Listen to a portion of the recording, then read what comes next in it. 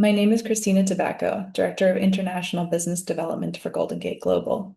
Today, we'll be discussing how EB-5 regional centers work.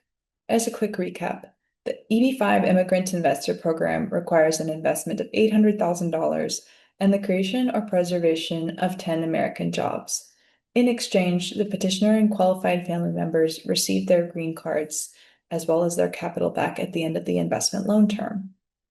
If pursuing the passive investment route via a United States Citizenship and Immigration Services licensed regional center, there's much to understand about the business that connects foreign investors with U.S. projects. Regional centers receive non-exclusive licenses to raise EB-5 capital for projects in a limited geographic area. Licensure is subject to strict reporting and auditing requirements. Further, there are two subcategories under this structure. Some regional centers are independent entities that partner with outside developers to bring projects to market, while others are developers that own and operate their own regional centers to raise capital for their development projects. Regardless of the structure, regional centers navigate a complex web of laws, from securities oversight to immigration in the context of an international investment that must meet certain criteria in order for investors to obtain immigration benefits and successfully receive their capital back at the end of the investment loan term. With these things in mind, we'll now discuss the different teams within regional centers. The project team, often involving senior leadership, sources viable deals through strong relationships with developers and financial institutions.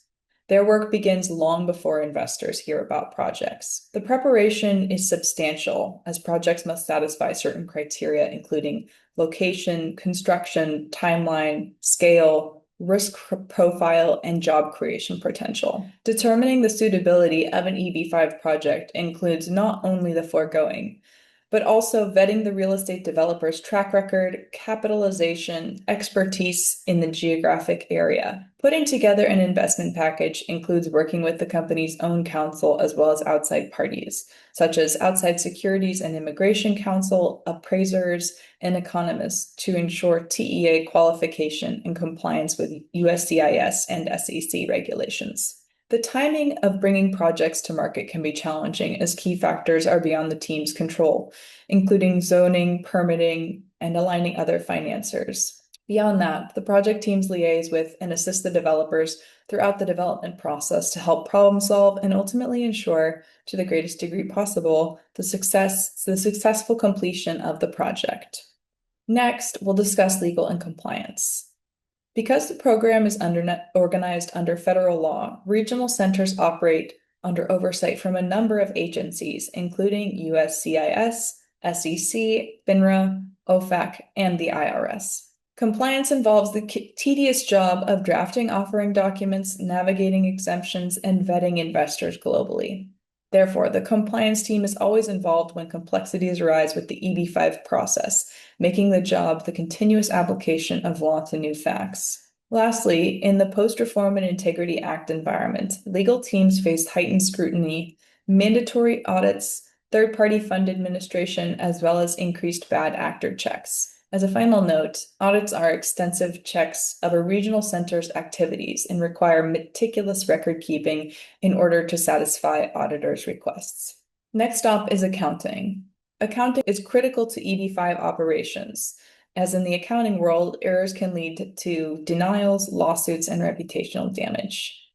This is because every cent must be tracked, from investor wire to project deployment to repayment, across projects, which can number in the dozens and span more than a decade.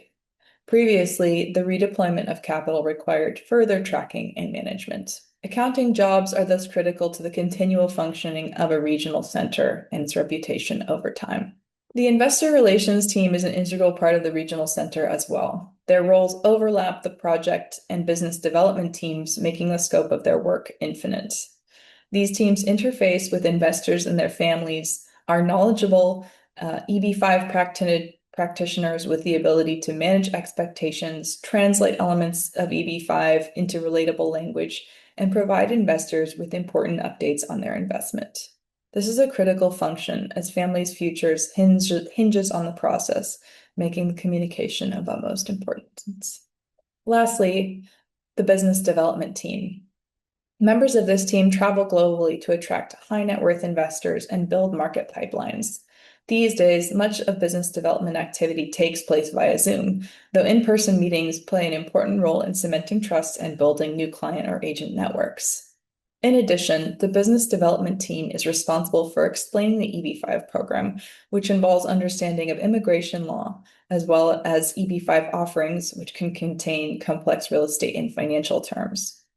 Business development team members often field questions about taxes, foreign exchange, and landing services as they discuss the program with investors based abroad. In addition, professionals have an obligation to represent the facts fairly. As such, they must balance long-term credibility with short-term profiteering. In sum, EB-5 regional centers are multifaceted entities managing investments, relationships, and trust to ensure success across their platform. For more information and more videos, see our website or follow us on our YouTube channel.